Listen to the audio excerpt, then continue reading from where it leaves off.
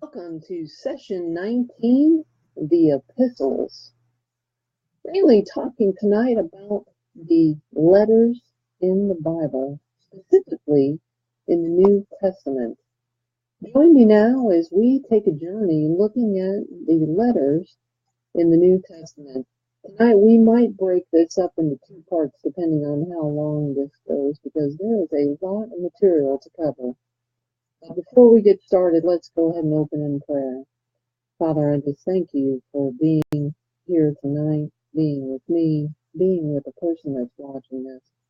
Lord God, as you strengthen their faith, you expand their knowledge of the Bible, I just pray, Lord, that it would become exciting and less intimidating to those that are reading it. And we just thank you, God, for your perfect plan and for the way that you have given us the Bible to be able to learn about you. I think, Lord, of all the times that if we didn't have the Bible, we wouldn't know all the things that we know today. So it's just been so influential and helpful to me, and I pray it is to others as well. And it's in your Son's name we pray. Amen. Well, tonight we're going to start looking at session 19, the Epistles. It starts out with a letter that Max Anders has in here. It says, in a Reader's Digest article entitled, Send Somebody a Smile, a captivating story is told. One day shortly after my third child was born, I received a note from another young mother, a friend of mine who lived just 3 blocks from me. We hadn't seen each other all winter. Hi, friend, she wrote. I think of you often. Someday we'll have to spend time like in the old days. Keep plugging. I know you're a super mother. See you soon, I hope. It was signed, your friend on hold, Sue Ann. A few words lifted my spirits and added a soothing ointment of love to a very hectic day. I remember thinking, thanks, Sue Ann. I needed that. When I went out to mail a note, I noticed a neighbor checking his mailbox. Mr. Williams' head drooped, and his pace seemed slower as he shuffled back to his house empty-handed. I hurried back into my own house, because I could hear my baby crying, but I couldn't get Mr. Williams off my mind. It wasn't a check he was waiting for. It was quite well-to-do. He was quite well-to-do. He was probably looking for some love in his mailbox. While Megan drew a picture of a mailbox with a smile in it and Tammy drew a rainbow, I wrote a little note. We are your secret admirers, it began. We added a favorite story and a poem. Expect to hear from us often, I wrote on the envelope. And the next day, my children and I watched Mr. Williams take out his mail and open the envelope right there in the driveway. Even at a distance, we could see him smiling. My mind began reeling when I thought of all the people who could use smiles in their mailboxes. What about the 15-year-old Down syndrome girl that was near my parents whose birthday was coming up? The people in the rest home near our house? What about the invalid woman in our old neighborhood? Oh, there's endless people I didn't even know who still believe in courtesy and in doing a good job in stores and offices and what about restaurants?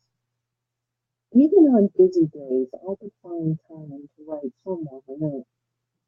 Notes can be short, should be anonymous. At first, I wanted credit for the notes. But now, writing them in secret adds a sense of adventure. It's more fun. I once overheard talk of a phantom note lady. They were discussing me, but they didn't know, and I wasn't telling. Paul and other writers of the Bible had similar concerns for people that they loved. They wrote letters both to church congregations and to individuals to encourage them and to instruct them.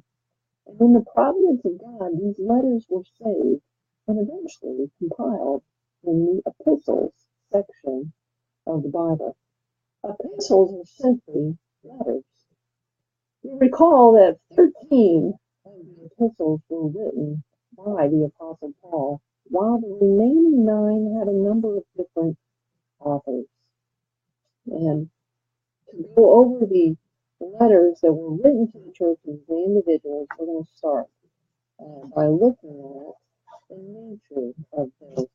Now, before we get to that, our history study of the New Testament is now complete. We have talked about the Gospels and the book of Acts, and now we're on to the letters. So we finished the history part. From Matthew through Acts, okay, we've stretched out a timeline of history for the New Testament. And what is very helpful to me is to know that some of the epistles were written during the time of Gospel and Acts, and some of them were written after that, and they end at the close of the book of Acts. It makes it a little confusing and somewhat frustrating, the author says, because we wish that the historical books told all the history during the time that the epistles were written, but they don't seem to do that, and so we're left to piece it together. The Gospel covers the time from, as we talked about last time, from Christ's birth to his death. Acts starts almost immediately after and records events until about AD 60. And then we see that Galatians was written during the time of the book of Acts, AD 48 specifically. First and Second Thessalonians, they say, was written about AD 50. And you go on from there. Books in the second section are the Pauline epistles, and the books in the last section of the Bible are the general. So we want to talk about which books are Pauline letters. Well, as soon as you end Acts, we go into the Pauline letters. So think about Romans, 1st and 2nd Corinthians, Galatians, Ephesians, Philippians, Colossians, 1st and 2nd Thessalonians. I always like to say to people when they're looking for Galatians or Ephesians, especially Ephesians, I think of Galatians, Ephesians, and Philippians like go eat popcorn, GEP, go eat popcorn. And you can come up with ways to remember where they're at. And that's one way that I remember always Galatians, Ephesians, Philippians, go eat popcorn. So you have those specific letters to churches. And then you have 4 letters that are to individuals. You have 1st and 2nd Timothy, Titus, and Philemon. Paul having written 2 letters to Timothy, whom he dearly loved. So let's go ahead and look at an overview summary of the epistles being letters to churches and individuals to encourage them and instruct them in the Christian faith. You know, when I read that line, I think one of the things that stands out to me about having the Bible to be able to read today is that if I didn't have that, if I didn't have those letters that Paul wrote, if I didn't have the history and the prophecy and the poetry and the gospels, I wouldn't know all the things that I know today about how people live, but more importantly, I wouldn't know how God feels about me. I wouldn't know about the love. I wouldn't know about the sacrifice. I wouldn't know about the grace and the mercy. I wouldn't know how hard times were. I wouldn't know about the history of people that saw to do what was right in their own eyes, and their struggles and their failures and their redemption and their forgiveness and their unforgiveness and their anger and the murder and things like that. I wouldn't know about any of that. And if I didn't have the Bible to be able to read today and to have Paul's letters instructing me, that just helps me. Because especially with the Apostle Paul, because I think so oftentimes here's a guy who admits that everything that I don't want to do, that's the stuff I do. And the stuff that I do want to do, well, that's the stuff that I don't do. And how many of us are faced with that exact challenge today that the Apostle Paul faced back then of having that struggle, of flesh versus spiritual, and doing the things that, that we don't want to do, And then when we do them, how many times do we beat ourselves up over those things? And sometimes I just look at it and go, this is ridiculous. I'm not doing what I want to do. And the things I don't want to do, I have no problem doing. It just goes against, I don't know, sometimes against the nature of the thing. But anyway, they were written to encourage and instruct. And I am so thankful for that. I hope you are too. Today, the church and others do this, and we provide encouragement and instruction as we share these letters, as we share the gospel message with other people. We're sharing what was an encouragement to us and what was instruction to us. We're sharing that, or we should be sharing that. Let's go into the four main topics to be dealt with in studying the epistles. You've got the nature of the epistles, the Pauline epistles to the church, the Pauline epistles to the individuals, and then finally you have the general epistles. And the nature of the epistles is doctrine, then duty. Epistles are letters that were written to the churches, individuals, as we said, or in some cases to the Christian public at large. They deal with specific problems and issues of the day, but they did so in a way that the information is universal and timeless. Now, did you get that? The information is universal and timeless. So how many times have we heard people have said the Bible is irrelevant? It doesn't fit society today. Nothing in the Bible talks about the internet, social media, none of that stuff. Television, radio, doesn't speak any of it. They can't relate. I beg to differ, because when you read the Bible, you'll read that those people deal with the very same human problems that we deal with today. Very much alike back then. Same things. So they didn't have the internet, so they didn't have social media, so they didn't have television and radio, and they didn't have all the things that we have today. But it doesn't change the fact that people were still sinful, and they were still doing things that weren't good for them, that displeased God, that broke people's hearts, that broke the laws. That hasn't changed. That has carried on from then until now.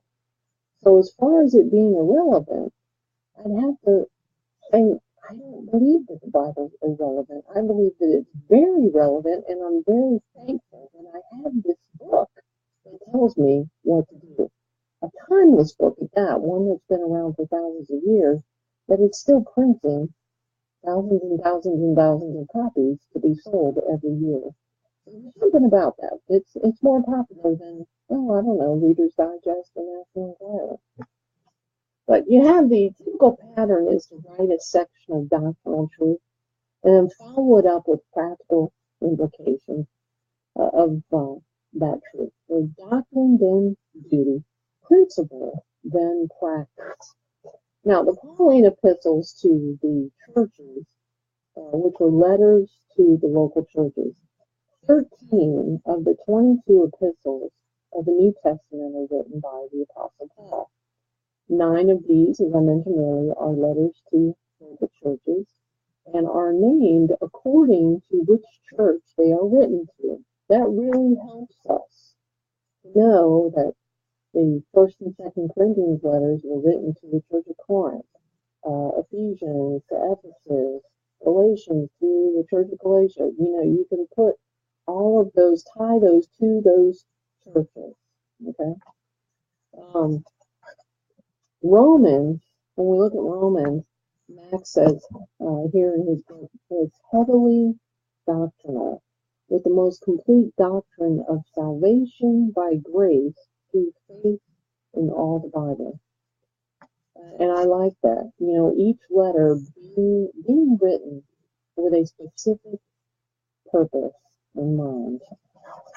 Romans, doctrine by grace, of salvation by grace. 1st and 2nd Corinthians, practical, dealing with a series of specific problems in the Corinthian church. Galatians was written to some of Paul's first converts, refuting legalism. Ephesians deals with the believer's position in Christ and its practical implications.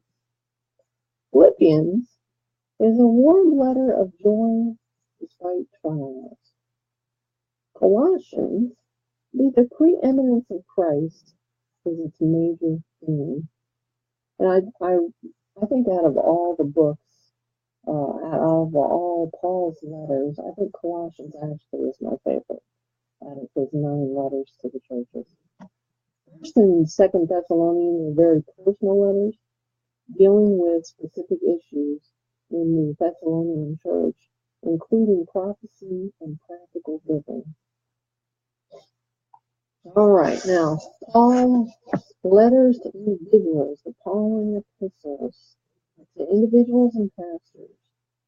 4 of them, okay, as we mentioned earlier, 1st and 2nd Timothy, Titus, and Philemon, written to individuals and pastors and are named according to who they're written. So it would make sense writing 1st and 2nd Timothy, that letter is going to Timothy. Same with Titus, same with Philemon. 1st and 2nd Timothy are 2 letters to this young pastor who is in Ephesus. The first letter counsels him on local church issues, and the second encourages him to remain strong in the faith in the midst of trials. So do you need some encouragement? Do you need to be counseled on local church issues?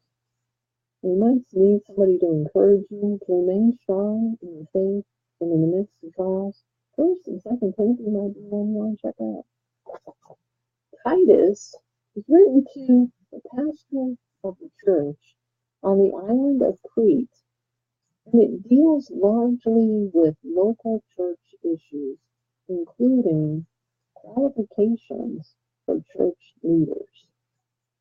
Philemon was written to a slave owner, and it urges lenient treatment of a runaway slave who has become a Christian and is returning to his Christian master. I think Paul and Philemon is talking about Onesimus. I think his name is Paul.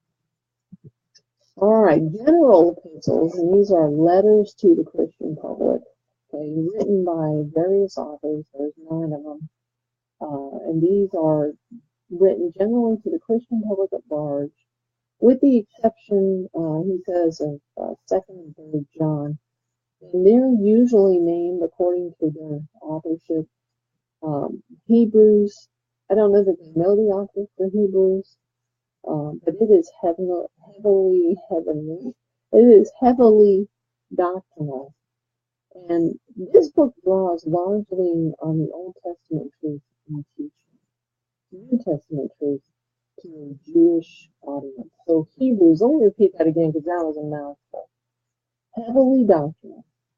This book draws largely on Old Testament truth in teaching New Testament truth to a Jewish audience. That's Hebrews. That's in Hebrews. You'll find here often about the Hall of Faith. In chapter 11 and 12 talks about the Hall of Faith and those by faith, Abraham by faith, Moses by faith, Rahab. It goes on to talk about David and all these people, the wall of faith or the hall of faith in Hebrews 11. Want an example of people that live by faith? You can get a quick synopsis in Hebrews and then go back and read their story. If you look for the cross-reference, okay, when you're reading that, okay, when you see Abraham by faith, well, I don't know where Abraham's story is.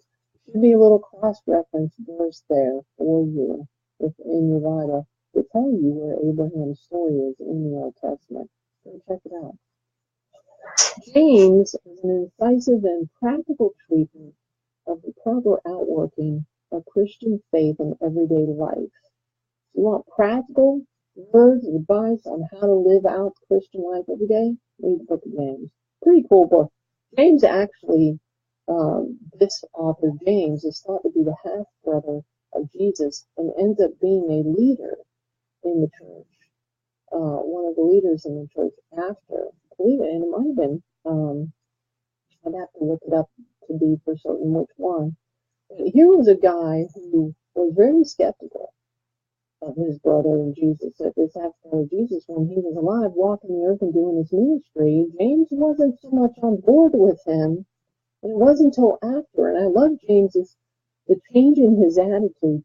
It's almost like he's saying, I wasted so much time, and I doubted for so long my brother, the things that he was saying. And now that he appeared to me after he died, he appeared to James, and now here he writes his book. Don't waste time. Here's how to live practically in the Christian faith. In other words, don't be like me. Don't second guess. Just go out there and live by faith and do this thing. Practical everyday living for that. First and Second Peter, written to believers scattered throughout Asia and Galatia, and it deals with the proper response to suffering and opposition. Okay. First and Second Peter, so the Apostle Peter, the same guy who denied Christ 3 times. And in fact, even prior to his life, when he was going around with Jesus, okay, during his ministry, and he was so wanted to come to his defense. And wherever you go, I'll go, and if you're gonna die, I'm gonna die. And Jesus is like, look, you're gonna deny me 3 times, and the rooster's gonna crow. And of course that happens. And then Jesus shows himself to him after he's resurrected. And on this rock I'll build my church. And Peter is very zealous for the Lord after. And I love the fact that this guy, despite his denial of Christ, denied knowing him 3 times, was able to come back and be used by Jesus, by God, to spread the gospel message. And that he did it and didn't say, you know what, I totally messed up. Forget it. I'm so embarrassed, I'm just going to leave town. I'm never going to go back. I'm just going to check out. And he didn't. So, and then he ends up writing 2 letters to the believers that are scattered throughout Asia and Galatia. First, Second, and Third John, letters by the Apostle John. So not only do you have this guy who wrote the Gospel of John, but he also wrote these 3 letters as well as Revelation, which we'll get to. But he wrote them in how to be dealing with the love of God and its outworking in Christians' lives. Okay, First, Second, and Third John, from the Apostle John, dealing with the love of God and its outworking in Christians' lives. Jude is a brief but powerful book warning against ungodly living. Want a quick cliff notes, something that's really short, brief synopsis, takes less than 5 minutes to read the book of Jude. Totally. Warning against ungodly living. Okay? Great little read, quick, gets right to the point. No fluff. It's just how it is, right? And then, of course, you have Revelation, which you go from Jude being a very short book, I think it's 1 chapter, not even 1 chapter, to Revelation, which is a giant of a book, heavily prophetical, dealing with the nature and chronology of the end times. You need help on that. I do. I just finished reading Revelation last week, and this time I decided to go through it with a fine-tooth comb and just take my time reading it and make notes and try and figure out, from study notes and sermon notes and things for myself, okay, let me put this stuff into place, because Revelation can blow your mind. There's so much there, but it's important. I think it's an important book that we try and read and grasp. And many people, I think, tend to shy away from Revelation because there's so much metaphor, there's so many things that, the beast and the thing with 7 horns and 10 horns and all the different color horses and all these things that read like a different kind of book, that we would read something mythical or something, but it's not that. It's about the future. And so it's very, very important that we read Revelation. as hard as it might be to understand it. All right, let's see if there's anything else that we need to cover in this. All right, so Max says, congratulations. You have just completed a basic overview of the story of the Bible. Now, we've been talking about the story of the Bible, so we have, in these 19 sessions, covered the story of the Bible, the 66 books of the Bible, from the historical books of the Old and New Testaments. We have learned all the main eras, all the central figures, and all the main locations of geography. You tie them all together to make one big storyline summary of the chronological story of the Bible. And we also learned about the prophetical books and the poetical books, the Old Testament, the Pauline epistles, the general epistles, and the New. And that all fits in the story as well. And if you hadn't been listening from the beginning, remember we're talking about the history books being written, the first 17 books of the Bible being history, the 5 poetical, the 17 prophetical. And it's funny because I ask people now how many total books are in the Bible, and people still have a hard time remembering them. They're like 66. And how many of those are in the Old Testament? And people still struggle with this answer. And that's okay, because it's not something that, we grew up being drilled into our head. There's 39 books in the Old Testament, and out of those 39, you have how many history? You have 17, you have 5 poetry, and 17 prophetical. Okay? And remember that the poetry and the prophetical were written during the history books. And that, to me, that makes all the difference in the world when I'm reading the Bible, because now I understand why when I'm reading the first 17 and it starts to repeat some things later, and I go, I thought I just read that. And it makes all the sense now that those were written during that time. So today I was telling somebody about this, and I said, think of the Israelites.